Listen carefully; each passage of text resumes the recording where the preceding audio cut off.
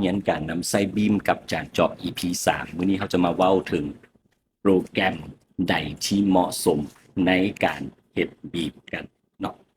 ที่ว่านิยมใช้สุดๆจะมี2โปรแกรมซึ่งอยู่ในอาเซียนของพวกเขาเนาะนิยมใช้สุดๆและแม่น Autodesk Revit เนาะเป็นซอฟต์แวร์ที่ว่าเป็นความนิยมสูงสุดเนาะอยู่ในตลาดจุดเด่นก็คือเป็นโปรแกรมที่ว่าครอบคลุม all in one นอกจากจะใช้งานเรื่องสถาปัตย์ Revit Architecture แล้วยังรองรับเวียกวิศวกรโครงสร้าง Revit Structure เนาะและก็เวียกงานระบบ Revit MEP ได้ในตัวเดียวเฮ็ดให้การประสานงานกับทีมอื่นในโมเดลได้ง่ายขึ้นเหมาะสำหรับบริษัทขนาดกลางถึงขนาดใหญ่ที่ต้องเฮ็ดเวียกพร้อมกันหลายแผนกเนาะโครงการที่ซับซ้อนหรือว่าผู้ที่ต้องการในตลาดที่กว้างขวางโปรแกรมระดับ2นี่แม่น ArchiCAD ซึ่งเป็นซอฟต์แวร์บีมตัวทำอิฐของโลกเนาะและก็ยังคงได้รับความนิยมสูงสุดโดยเฉพาะแม่นอยู่ในยุโรปอยู่ในหมู่สถาปนิกและวิศวกรของยุโรปจุดเด่นก็คือมีหลายคนมีความเห็นว่ามันจะมีแบบอินเทอร์เฟซเนาะที่ว่าใช้งานง่ายกว่าและก็เป็นมิตรกับสถาปนิกหลายกว่าในตอนเริ่มต้นเนาะขั้นตอนเน้นขั้นตอนการออกแบบที่ว่าลื่นไหลก็ค่อนข้างว่าใช้ง่ายกว่า Revit หน่อยนึง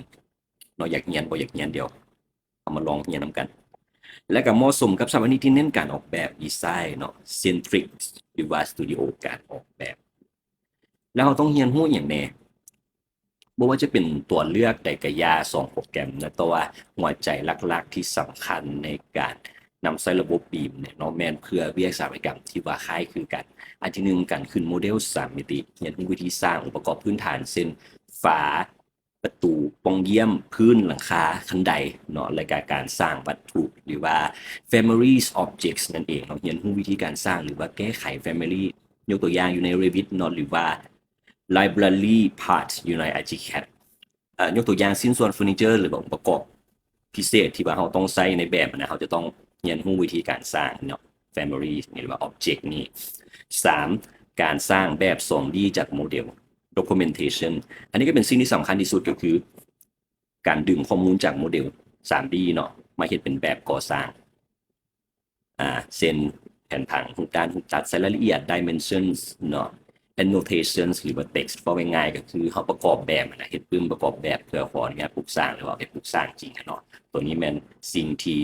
ดีและสำคัญที่สุดอยู่ใน BIM เนาะ4แม่นการถอดปริมาณที่การให้โปรแกรมช่วยนับจำนวนประตูปองเยี่ยมหรือว่าคำนวณพื้นที่ต่างๆอยู่ในห้องออกมาเป็นตารางหรือว่า BOQ เบื้องต้นนั่นเองอันสุดท้ายมันการเฮ็ดเวียกร่วมกันเนาะ work sharing team work หรือว่าเรียนรู้วิธีการเฮ็ดเวียกระบบไฟล์โมเดลเดียวกันพร้อมกันหลายคนเนาะอย่าลืมติดตามกดไลค์กดแชร์กด Subscribe คลิปจานจอกเนาะผู้ใดต้องการอยากเรียนการนำใช้โปรแกรมในการเฮ็ดระบบ building information modeling สามารถลงซื้อกับจานจอกได้เลยพบกัน EP หน้าครับเรียนบีบกับจานจอก